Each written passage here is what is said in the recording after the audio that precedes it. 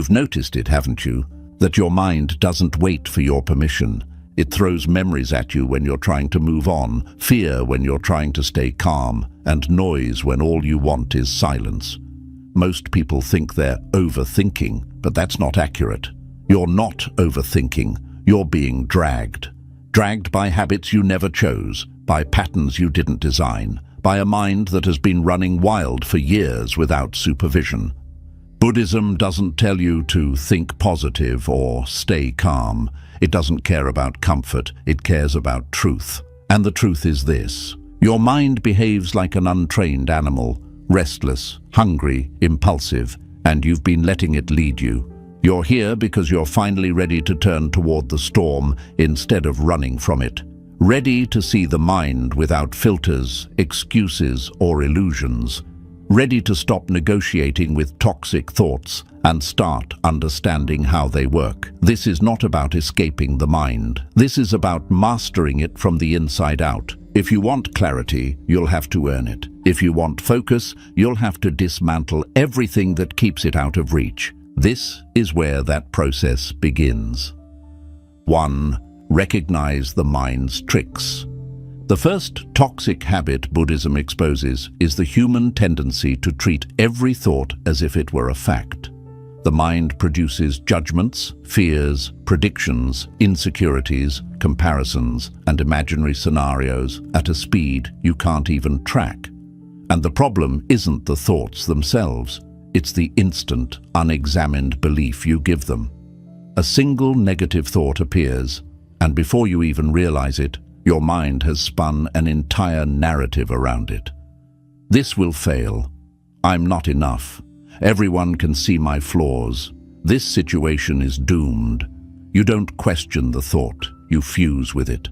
And within seconds, something that was supposed to be nothing, a flicker of mental activity, becomes your whole emotional reality. Buddhism doesn't sugarcoat this. It calls the mind a master illusionist, constantly creating stories that feel real even when they have no substance. The Buddhist approach is brutally simple. A thought is just a thought, nothing more. It's a temporary ripple in consciousness with no power unless you grab it, feed it, and turn it into a personal identity. The mind throws images, words, memories, and fears at you the same way clouds pass through the sky, endlessly, effortlessly. But the sky is never harmed by the clouds, and your awareness is never harmed by the thoughts unless you cling to them. Once you start treating thoughts as mental events rather than truths, their influence breaks apart. Instead of reacting with fear or panic, you begin to say, "This is just a thought appearing in the mind. It doesn't define me. It doesn't predict anything. It doesn't demand action." This is what Buddhists mean by recognizing mental noise. You stop letting every thought pull you into a storyline. You stop assuming your mind is always telling the truth. And when you stop giving thoughts authority, they collapse under their own emptiness. When a toxic thought arises, the instinct is to fight it, argue with it, or try to replace it with something positive, but that only strengthens it because you're still treating it as something meaningful. The Buddhist method is far cleaner. Observe it without attachment, the same way you'd watch a leaf float down a river. You don't chase it, you don't grab it, you don't jump into the water with it. You simply notice it come and go. The more you train yourself to do this, the more you experience a quiet truth. Your thoughts are not threats. They're not commands. They're not warnings. They're not identity. They're temporary appearances. Empty, passing, dissolving the moment you stop feeding them. And once you see this clearly, toxic thoughts lose the power they used to hold over you, because you're no longer caught in the mind's tricks. You're finally seeing reality instead of the stories your mind keeps inventing. 2. Understand the law of impermanence. One of the most important insights Buddhism gives you, and one of the hardest for people to actually apply, is the truth of impermanence. Everything changes, everything fades, everything moves. Nothing you experience, think, or feel stays fixed. Yet the root of so many toxic thoughts is the hidden belief that whatever you're feeling right now is somehow permanent. you get caught in anxiety and immediately assume this is how I am, or this is how my life will be, or this feeling will stay forever. That belief is what creates suffering, not the thought itself. Buddhism trains you to see the mind like a flowing river. Thoughts arise like waves, stay for a moment, and naturally fall away. You don't have to force them out. You don't have to replace them with positivity. You don't have to fight them. If you stop grabbing the wave, it collapses on its own. This is the beauty and brutality of impermanence. Everything passes, especially the thoughts that scare you the most. Most people never give their toxic thoughts the space to dissolve. They panic the moment a negative thought appears. They start analyzing it, worrying about it, arguing with it. All this activity convinces the mind that the thought is important, which keeps it alive far longer than it needs to be. A thought that could have vanished in 10 seconds ends up haunting you for days because you clung to it with fear and urgency. Impermanence is a psychological tool, not just a philosophical idea. When a painful or toxic thought arises, the trained mind remembers, this is temporary, this is not permanent, this will change. That simple recognition cuts the intensity of the thought in half. Suddenly, you're not drowning in it, you're watching it. You're giving the mind permission to release the grip it usually applies. The Buddha used the analogy of clouds passing through the sky. Some clouds are light and soft, others are dark and heavy, but none of them stay. None of them stain the sky. In the same way, your awareness, the true sky of your mind, isn't damaged by anxiety, fear, self-doubt, or regret. These states pass through, but they don't define the space they appear in. People get stuck in toxic thinking because they misinterpret impermanence as weakness. They think letting go means they don't care. They think watching thoughts come and go means they're not trying hard enough to fix their mind. But Buddhism flips that idea on its head. Clinging is the real weakness. Letting go is the real strength. Holding on to negativity doesn't make you more responsible. It makes you more trapped. The moment you accept that every emotion and thought is in constant motion, you stop taking the mind so seriously. Impermanence also teaches you not to trust mental states when they're at their extremes. When you feel overwhelmed or exhausted or hopeless, your mind tells you the moment is permanent. It convinces you this version of you is the real you, and because you're suffering, you believe it. But the Buddhist lens reminds you that your mind at its worst is just a phase, a passing storm. No storm lasts, no mood is final, no thought stays. Even the ones that seem heavy eventually break apart if you stop feeding them with resistance. Understanding impermanence isn't meant to make you passive. It makes you wise. It teaches you to stop fighting the waves and instead watch them rise and fall. It teaches you that clarity comes not from controlling the mind, but from allowing its movements without attachment. Once you grasp that every toxic thought is temporary by nature, its power over you collapses. You stop fearing your mind. You stop assuming your thoughts predict your future. And you begin to experience the calm that comes from seeing everything, absolutely everything, as a passing moment, not a permanent truth. 3. Break the habit of constant stimulation. Modern life has turned distraction into a lifestyle and overstimulation into a default state of mind. The mind is constantly bombarded. Notifications, scrolling, noise, conversations, opinions, videos, mental chatter. You jump from one thing to the next without ever letting the mind settle, and then you wonder why your thoughts feel chaotic, toxic, and uncontrollable. From a Buddhist perspective, this is not a mystery. It's cause and effect. A restless mind produces restless thoughts. A noisy environment produces noisy emotions. And a constantly stimulated brain loses the ability to focus, reflect, or see clearly. Buddhism calls this restlessness udatka, one of the 5 hindrances that block clarity and awareness. It's not a moral failing, it's a mental state created by habit. The problem is simple. You have trained your mind to look outward every few seconds. You have conditioned it to chase novelty, seek pleasure, escape boredom, and avoid silence. That conditioning becomes automatic. You don't even choose to distract yourself anymore. The mind does it for you, and this is exactly why toxic thoughts gain power. When the mind is restless, it becomes weak, fragmented, and vulnerable. It reacts instead of observing. It amplifies negativity because it has no stability. Think of your mind like a glass of muddy water. If you keep shaking it through stimulation, noise, scrolling, constant activity, the water stays cloudy. Nothing is clear. No insight can emerge. But if you put the glass down and let it sit, the mud settles and the water becomes calm and transparent. Buddhist meditation is built on this principle.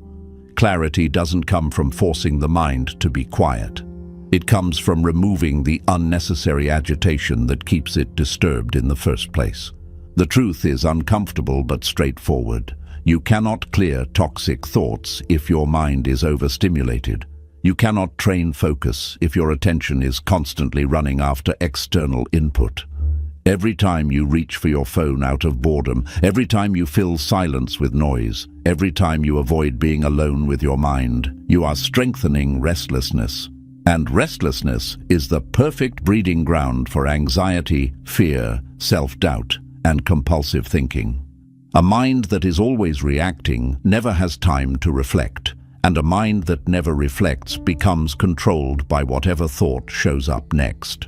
Buddhism teaches that most people fear silence, not because silence is uncomfortable, but because silence reveals the truth of their inner state. When the world gets quiet, your mind becomes loud. All the suppressed emotions, unresolved fears, and ignored anxieties rise to the surface. Most people run from this. They drown it out with entertainment or distractions, thinking this protects them from discomfort. But in reality, it traps them in a cycle where toxic thoughts stay buried, unexamined, and therefore powerful. Avoiding your mind is the same as surrendering to it. That's why silence is not optional in Buddhist training. It's essential. Silence isn't about being calm or relaxing. It's about creating the conditions where the mind can finally breathe. When you sit in silence, you begin to see the constant mental movement you didn't notice before. You notice how quickly thoughts arise. You notice how easily your attention gets pulled. You notice how restless you actually are. And that awareness is the first step toward mastery. But the ego hates silence, because silence forces you to meet yourself without filters, masks, or distractions. The mind will try every trick to pull you back into stimulation, suddenly remembering something urgent, feeling the urge to check your phone, craving noise or entertainment. Buddhism calls this the monkey mind, and if you always follow its impulses, you never build the strength needed to control your thoughts. Breaking the habit of constant stimulation doesn't mean retreating into the mountains or living like a monk. It means creating deliberate moments where the mind is not fed artificial noise. Even a few minutes of intentional quiet every day begins rewiring the mind.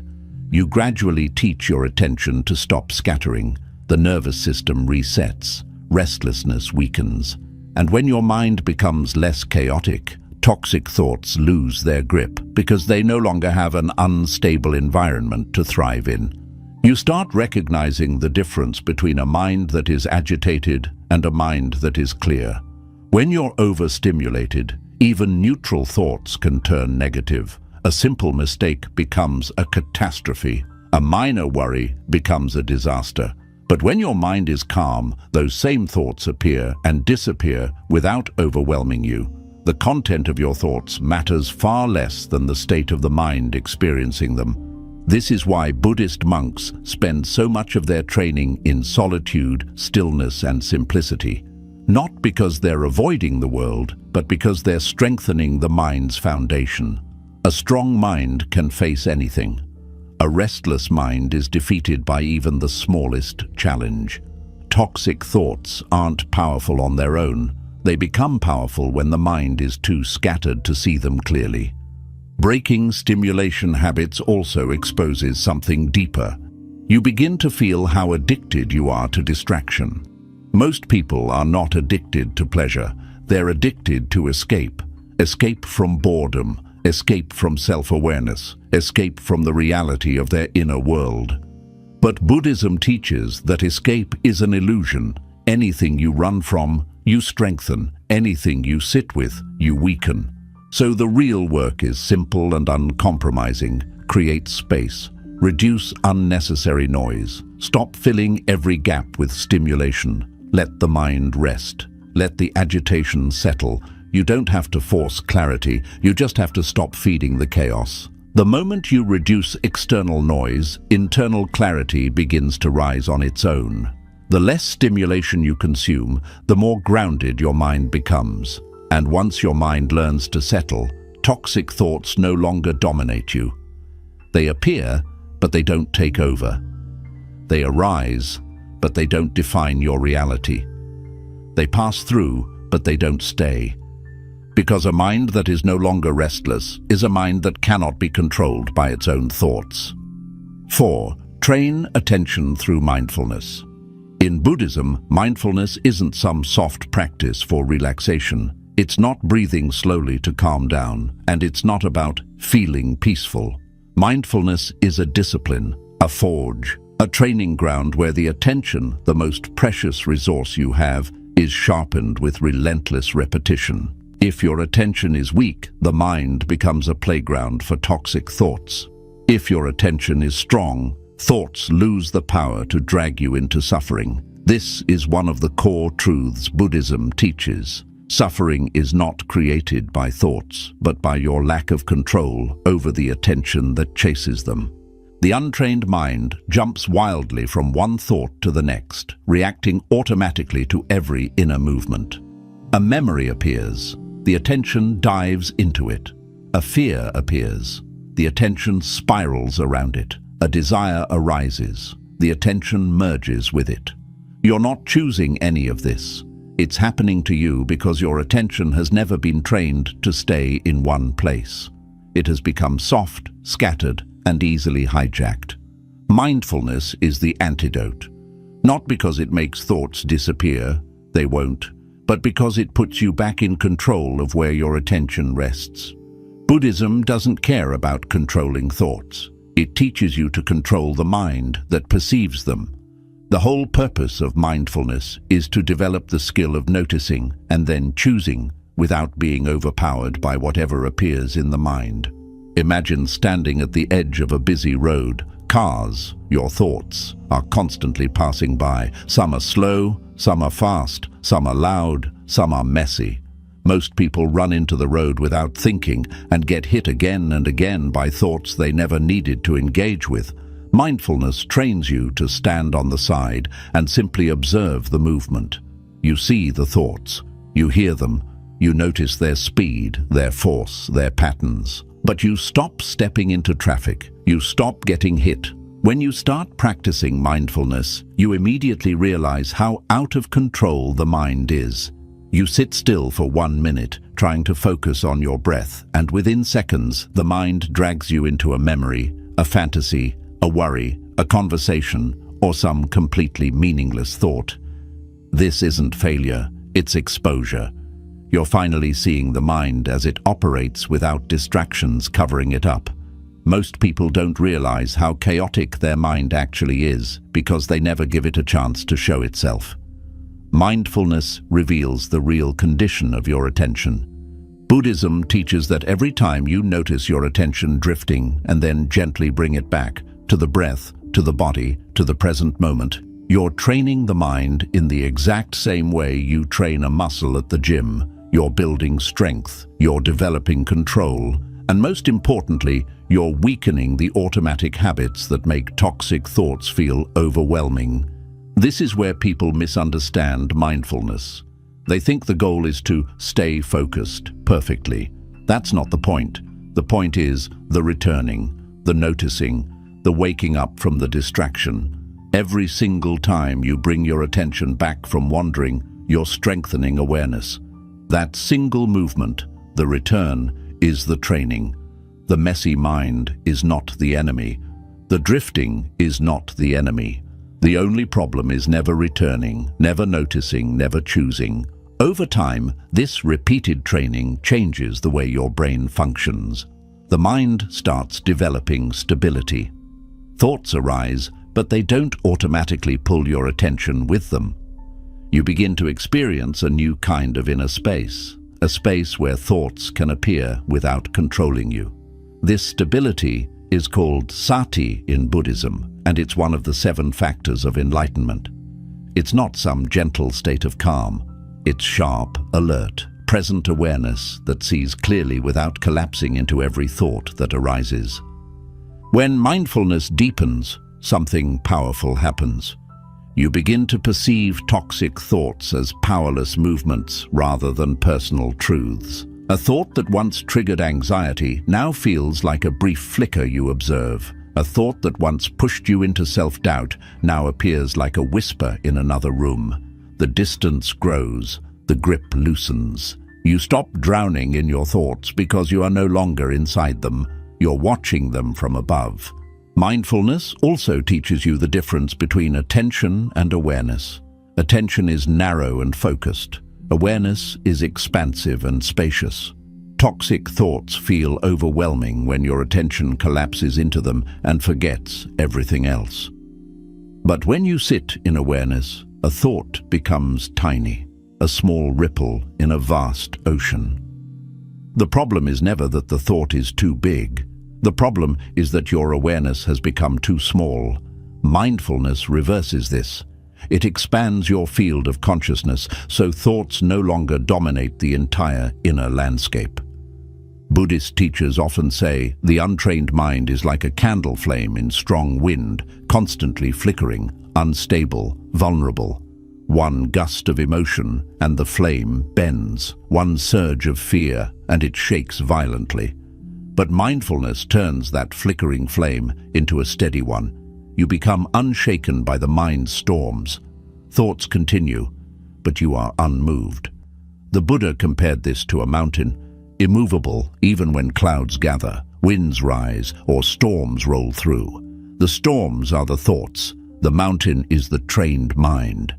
This is why mindfulness is not passive. It's not sitting around waiting to feel peaceful. It's active mental training. You're refining your ability to stay rooted in the present moment with full awareness. And that skill becomes your shield against toxic thinking. When a painful thought arises, mindfulness lets you witness it without being hijacked. Instead of spiraling into reaction, you observe. Instead of drowning in emotion, you feel it and let it pass. Instead of believing every thought, you see thoughts as passing events in the mind. And because you no longer identify with them, their power evaporates. You cannot stop toxic thoughts from appearing, but with mindfulness, you stop them from controlling your life. A mind trained in attention doesn't panic when negativity arises. It doesn't fuse with self-doubt. It doesn't collapse under stress. It sees clearly, responds intentionally, and remains steady. This is the true purpose of mindfulness, not to silence the mind, but to master how you engage with it. When the attention is strong, the mind stops being your enemy. It becomes something you guide, not something that drags you around. This is the heart of Buddhist practice, the moment you shift from being a prisoner of your thoughts to becoming the observer of them. And that shift is the foundation of mental freedom. 5. Stop identifying with the mind. If you want to understand why toxic thoughts dominate your life, you have to confront one of the most challenging, uncomfortable truths in all of Buddhism. You are not your thoughts, you are not your emotions, and you are not the mental stories you've been rehearsing for years. The mind generates experiences, but those experiences are not you. This is the essence of anatta, the principle of non-self. Not as a philosophical theory, but as a practical tool for freedom. Most people spend their entire life assuming the voice in their head is the voice of their identity. If a thought says, "I'm a failure," they accept it as a description of themselves. If a memory resurfaces, they relive it as if it defines them. If fear appears, they say, "I am afraid," not "fear is arising." That unconscious fusion, the merging of awareness with mental content, is the root of suffering. The Buddha didn't say thoughts cause suffering. He said identification does. Think of the mind like a theater projector. It throws images, stories, memories, fantasies, and fears onto the screen of your awareness. But you mistake the projections for reality. You forget you are the watcher, not the movie. You forget you are the screen, not the image. And once you forget that, the mind's illusions become your identity. This is how toxic thoughts hook you. They present themselves as who you are, and because you've never been taught to disidentify, you believe them instantly. Not because they're true, but because the ego attaches itself to anything familiar, even pain. A thought like, "I'm worthless," doesn't hurt you because of the words. It hurts you because you think it's describing you. A thought like, "I can't do this," only has power because you accept it as a limitation of your character instead of a passing mental event. Buddhism teaches that suffering begins the moment you personalize experience. When anger arises, you say, "I am angry." When insecurity arises, you say, "I am insecure." But the Buddha instructed something radically different. Drop the I, drop the identity. Simply acknowledge what's happening as a temporary phenomenon. No self, only anger arising. No self, only fear passing through. No self, only thought appearing. This shift sounds small, but it completely changes your relationship with your mind. Here's the brutal truth. The mind doesn't care about you. It produces thoughts based on habit, memory, conditioning, biology, and past experiences. It's like a machine generating patterns, but you've spent your whole life mistaking the machine's output for the voice of your soul. When the mind spits out a negative thought, you feel attacked personally. But the thought was never personal. It was just mechanical, impersonal, empty. Toxic thoughts become powerful only when you turn them into part of your identity. Buddhism warns that the ego searches constantly for something to cling to, a role, a belief, a wound, a fear. It even clings to pain because pain is familiar and predictable. People hold on to negative identities. I'm the anxious one. I'm the one who always messes up. I'm the one nobody respects. Not because they're true, but because the ego is terrified of not having a fixed identity at all. Even a painful identity feels safer than no identity, and this clinging traps people in cycles of toxic thinking. When you stop identifying with thoughts, you break the cycle instantly. It's like a chain snapping. You finally separate self from mind. You stop using thoughts to define your worth, your capabilities, your story. You begin to experience the mind as something that produces activity, not something that defines existence. And for the first time, you see that the thoughts were never talking about you. They were talking to themselves. The practice of non-identification is not passive. It's fierce awareness. It requires catching yourself the exact moment you begin to merge with a thought. Notice the shift. You feel fear, and instantly the mind says, "I'm afraid." You feel doubt, and the mind says, "I'm not capable." You feel sadness, and the mind says, "I am broken." Mindfulness gives you the space to interrupt that process. Instead of collapsing into the thought, you observe. Fear is present, it is not mine. Doubt is arising, it is not self. A memory is appearing, it has no owner. This is not denial. You're not pretending negative thoughts don't happen. You're recognizing that the thinker behind those thoughts is an illusion. When the Buddha taught that there is no fixed self behind your experiences, he wasn't trying to be mystical. He was pointing at something people overlook. Your thoughts change every moment. Your emotions shift constantly. Your personality evolves over time, so how can any of these be you? If something changes, it cannot be your essence. If something comes and goes, it cannot be who you are. Toxic thoughts arise and disappear, but awareness, the observer, remains constant. This observer, this awareness, is the part of you that cannot be harmed by thoughts. It's the sky untouched by storms. When you live from awareness instead of identification, toxic thoughts become like distant echoes, noticeable but meaningless. They lose the emotional weight they once carried because you no longer treat them as personal messages. You stop taking your thinking so seriously.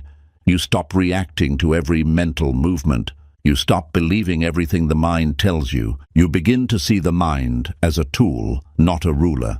And once you stop identifying with the content of your mind, your relationship with yourself transforms. You start feeling lighter, freer, clearer.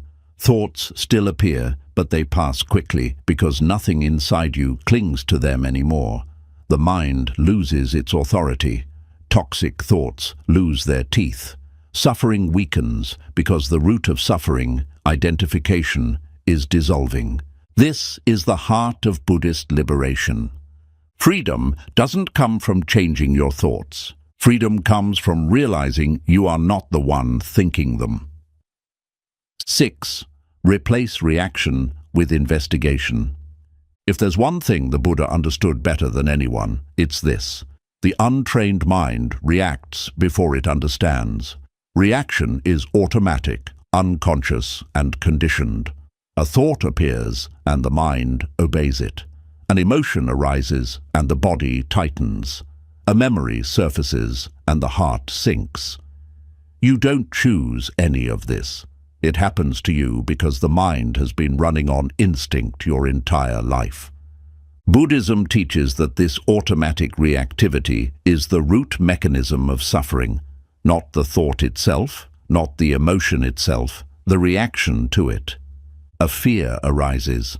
The mind reacts with panic. A doubt arises. The mind reacts with avoidance. A desire arises. The mind reacts with grasping. A painful memory appears. The mind reacts with aversion. This chain happens so fast that most people never see the gap between stimulus and reaction. They live in a loop. Thought arrow, reaction arrow, suffering arrow, thought arrow, reaction, arrow, suffering. Buddhism's solution is not to suppress the reaction or fight it. That only strengthens the pattern. The solution is to interrupt the chain at the moment it begins. And you do that not by resisting the reaction, but by investigating the experience. Investigation, known in Buddhism as Dhamma Vicaya, is an active, curious, clear awareness that examines the mind instead of blindly responding to it. Investigation doesn't ask, how do I stop this? It asks, what is this? This single shift changes everything. Reaction is blind. Investigation is conscious. Reaction is emotional. Investigation is neutral. Reaction strengthens the thought. Investigation dissolves it. When a toxic thought appears, the untrained mind collapses into it instantly. It floods the body with emotion, it triggers old memories, it reactivates fears, and it drags you into the story as if it were happening in real time. But when you bring investigation into that moment, the experience loses its automatic quality. Suddenly you're watching the thought instead of obeying it. You're noticing the tension in the chest instead of drowning in it. You're seeing the emotion rise instead of identifying with it. Investigation doesn't require analyzing the story behind the thought. That's just another trap of the mind. Investigation is simpler and far more precise. It asks questions from awareness, not intellect. What does this thought feel like in the body? Where is the discomfort located? How long does this emotion actually last when I don't feed it? What triggered this reaction? What's the energy of this thought? Tight, fast, heavy, sharp? What happens if I don't respond to it? These questions don't require verbal answers. The act of looking is the transformation. When you investigate a thought instead of reacting to it, you discover something profound. The thought has no substance. It's not a solid object. It's not a threat. It's not a command. It's a sensation, a flicker, an event in consciousness. And the moment you observe it without feeding it, the energy behind it begins to weaken. Buddhism is brutally honest about why we suffer. We react because we don't understand our experience. We suffer because we don't examine it. Investigation breaks that ignorance. You begin to see patterns you never saw before. You see how fear triggers certain bodily tensions. You see how insecurity has a certain tone, a tight, collapsing sensation. You notice how anger rapidly heats the chest, but burns out quickly if unprovoked. You see how thoughts seem loud only when you cling to them. Investigation turns your life into a direct laboratory of awareness. You stop assuming and start observing. And here's the part most people overlook. When you investigate something with awareness, you cannot simultaneously be controlled by it. Those two states cannot exist at the same time. Observation pulls you out of the thought. Reaction pulls you into it. Once you start investigating toxic thoughts, they begin to look repetitive, predictable, mechanical. You see that the mind is recycling the same patterns again and again, just dressed in slightly different words. The illusion of new problems collapses. What you thought were fresh crises become recognizable loops of conditioning. This recognition alone destroys half their power. The Buddha compared uninvestigated thoughts to shadows cast in darkness. They look terrifying because you can't see what's really there, but the moment you shine light on them, the light of investigation, the monster shrinks into something ordinary and harmless. This is why investigation is considered a core factor of awakening. It cuts through delusion, not by force, not by suppression, but by clarity. Everything that is clearly seen loses the power to manipulate you. Everything that is examined loses its authority. Investigation also breaks emotional momentum. When a thought arises and you react, the reaction generates more thoughts, which trigger more reactions. But when you investigate, you interrupt the momentum. The chain stops with you. Suddenly, you're not feeding the fire anymore. You're looking at the fire directly, and in doing so, you realize how small it truly is. One of the most powerful insights of Buddhism is this: painful thoughts don't hurt you, your resistance to them does. When you investigate instead of resist, the emotional grip loosens, the body softens, the mind widens, the fear shrinks, the thought fades. Investigation teaches you something even deeper. Your mind is not out of control. Your awareness has simply been asleep. Once awareness wakes up, even slightly, the entire inner landscape changes. Toxic thoughts become transparent instead of overwhelming. You see their beginning, their peak, and their end. You realize they don't last long unless you feed them. You experience directly that thoughts are events, not enemies. Most people spend their lives reacting, never understanding their mind, never exploring, never investigating. But Buddhism trains you to do the opposite, to turn toward your experience instead of running from it, to look directly into the heart of fear instead of avoiding it, to examine the mechanics of the mind with the same curiosity a scientist brings to an experiment. Because when you investigate your thoughts instead of reacting to them, you stop being controlled by your programming. You stop being a victim of your conditioning. You become the observer, steady, awake, aware. And once the observer is active, the mind cannot manipulate you the way it used to. Investigation is freedom. Reaction is imprisonment. Choose the one that liberates you. 7. Build focus by letting go, not pushing harder. Most people have a completely backward idea of what focus is. They think focus is about forcing the mind into submission, tightening the jaw, narrowing the eyes, clenching the muscles, grinding through distraction with aggression. They believe that if they push hard enough, the mind will finally listen. But Buddhism makes it brutally clear: the harder you push the mind, the more it resists. The more you force it, the more it fights back. True focus, the kind that cuts through toxic thoughts, dissolves restlessness, and allows you to see reality clearly, doesn't come from pressure. It comes from letting go. Not letting go in some lazy, passive sense. Letting go as an act of precision. Letting go as a stripping away of everything unnecessary. Letting go as a strategic removal of mental noise so the natural clarity of the mind can emerge without obstruction. The Buddha compared the mind to a lake. When the wind is strong, the surface is disturbed. Waves crash, ripples scatter, reflections warp. Try looking into the water during a storm. You can't see anything clearly. But when the wind stops, the surface becomes still, the water becomes calm, and without you doing anything, clarity appears. You can see the reflection, you can see the depth, you can see what's below the surface. That calmness, that stability, that sharpness, that is samadhi, the concentrated mind. And it arises not from effort, but from quieting the wind, which means letting go of the unnecessary agitation you constantly feed. People mistakenly believe that their lack of focus is a personal flaw. Buddhism sees it differently. It's not that you're incapable of focus, it's that your mind is carrying too much, too many distractions, too many attachments, too many unfinished thoughts, too many desires pulling you in different directions.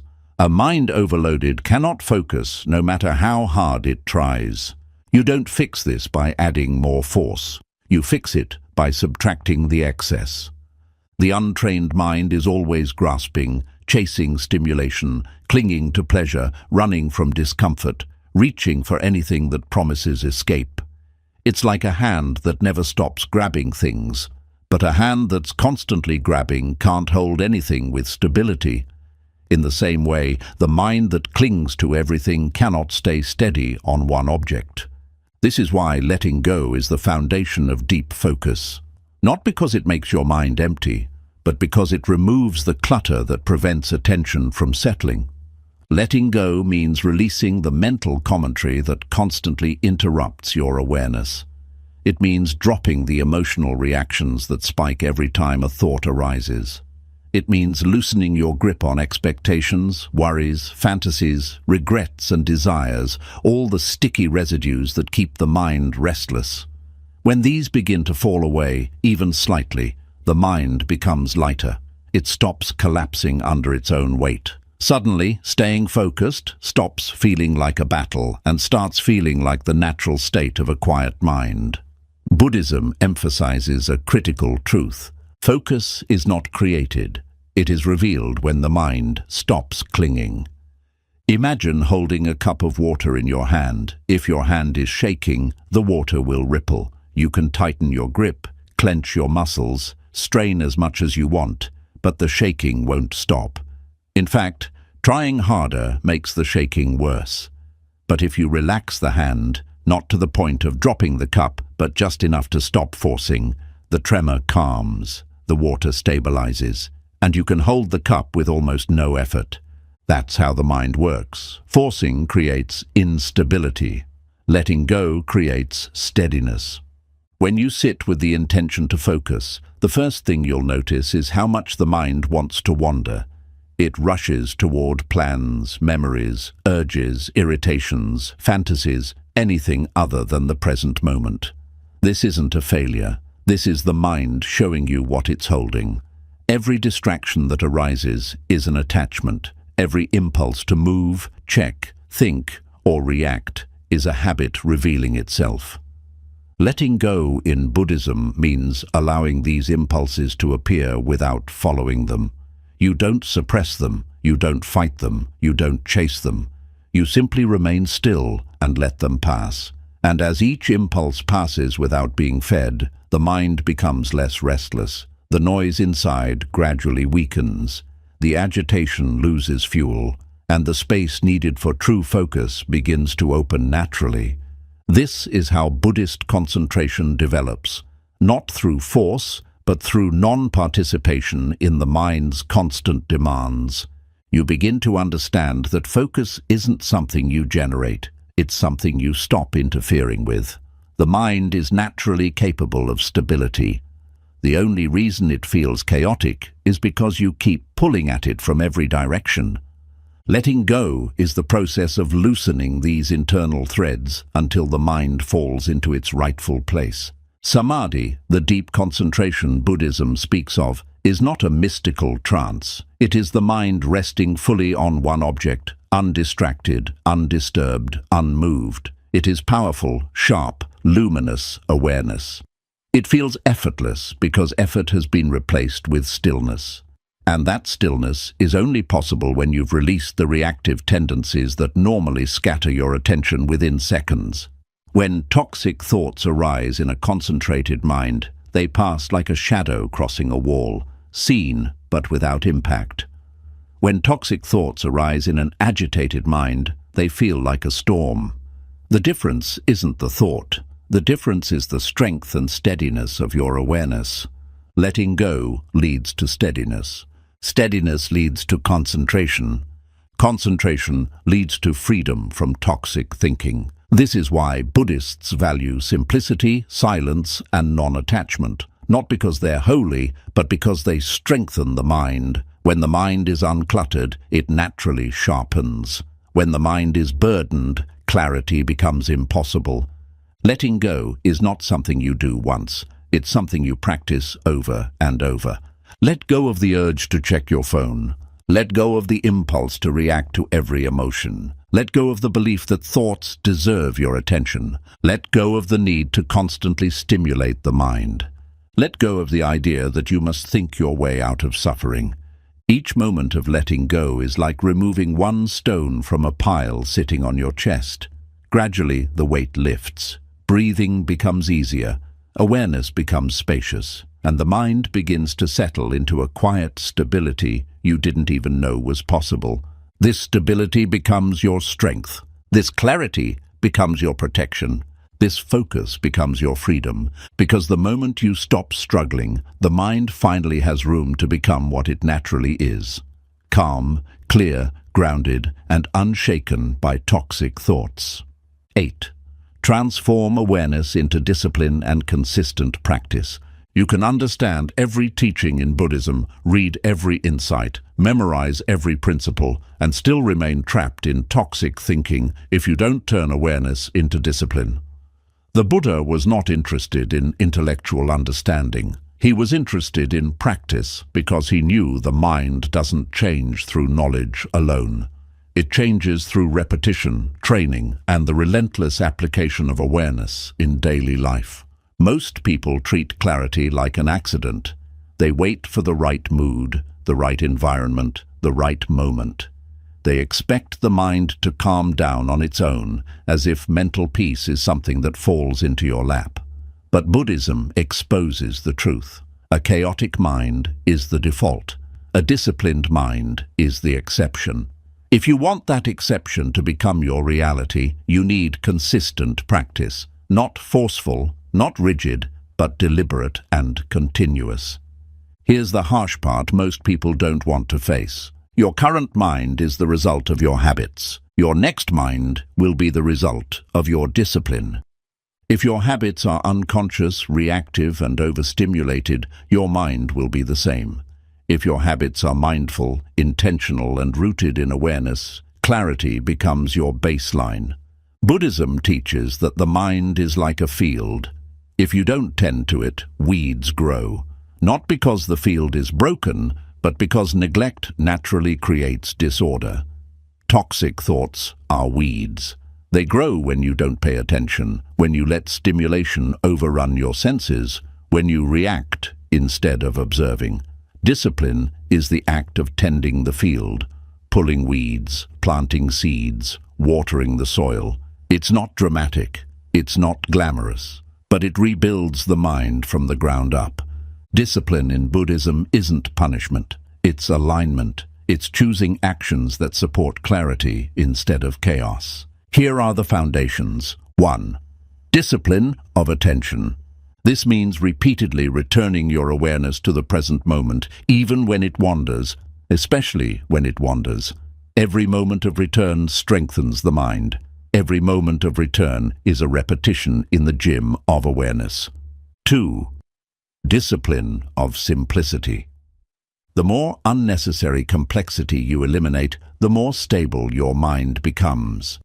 Simplicity has nothing to do with poverty. It's about refusing to overload your senses with junk.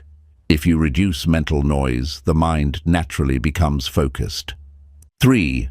Discipline of stillness. Stillness is not the absence of movement. It's the ability to remain unmoved inside, even as life continues around you. This comes from intentionally creating pockets of silence throughout your day. Even 5 minutes counts. 4. Discipline of non-reactiveness. When an emotion arises, you don't attack it, follow it, or get swallowed by it. You pause, you look, you investigate. Every time you refrain from reacting, you weaken the old neural pathways that kept you trapped. 5.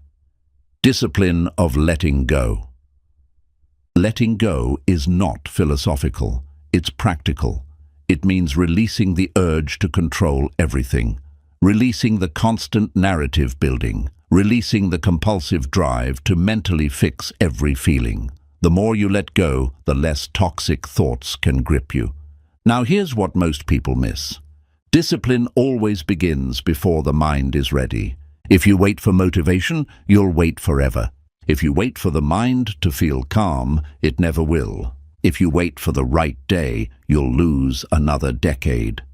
Discipline is the decision to train the mind when it's inconvenient, because that's when transformation actually happens. Every monk who ever walked the Buddhist path started with a restless, undisciplined mind, the same kind you have now. The difference is they practiced anyway. And through practice, something extraordinary happens. The mind becomes predictable, not in a robotic way, but in a stable, grounded way. Your awareness becomes steady, your emotions become manageable. Thoughts that once seemed overwhelming now pass through like harmless smoke. Focus becomes easier, not because you're trying harder, but because you've removed everything that blocked it. Buddhism teaches that discipline transforms the mind in stages. Stage 1. Awareness of chaos. You finally see how wild the mind actually is. It's uncomfortable, but necessary. Stage 2. Consistent returning. You start catching yourself drifting and gently bringing the mind back. This builds strength. Stage 3. Softening of reactivity. You stop reacting instantly. You begin observing more and defending yourself less. Stage 4. Reduction of mental clutter. Thoughts become fewer, emotions become lighter, noise loses intensity. Stage 5. Rising stability. Your mind stops scattering so easily. Focus lasts longer. Clarity becomes familiar. Stage 6. Natural concentration. You aren't forcing focus anymore. It appears because the mind is trained to rest. Stage 7. Unshakable presence. This is the point where toxic thoughts no longer control you. They arise like flickers in a vast space, noticed but powerless. This is the result of discipline, not talent, not luck, not knowing the right techniques, but practice, daily, steady, honest practice. Buddhism makes one promise. If you train the mind will obey. If you neglect the mind will rule you. You have already experienced what happens when the mind rules you.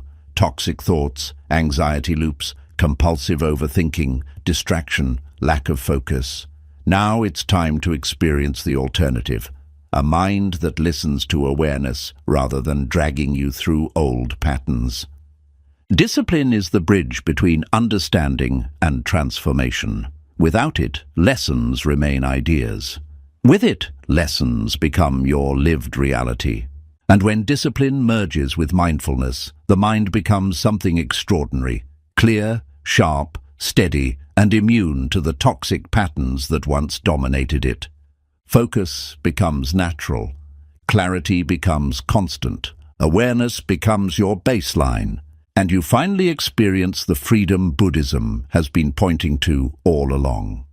The mind will keep producing thoughts long after this video ends. The question is no longer whether they appear, the question is whether you continue bowing to them. Buddhism doesn't promise a quiet mind, it promises a trained one. A mind that doesn't panic when fear arises, doesn't collapse when doubt shows up, doesn't crumble under old stories. You've seen now that your thinking isn't the enemy. Your unconscious obedience to it is. Every moment from here is a choice. Follow the old patterns, or watch them. React blindly, or investigate. Cling tightly, or let go just enough for clarity to surface. If you practice even a fraction of what you learned here, genuinely practice it, not just understand it, your relationship with your mind will start to flip. The storms will still come, but you'll no longer be the one being thrown around. You'll be the one standing still, watching the clouds move across a sky that was never broken. Your mind isn't a prison. It only felt like one because you never held the key. Now you do.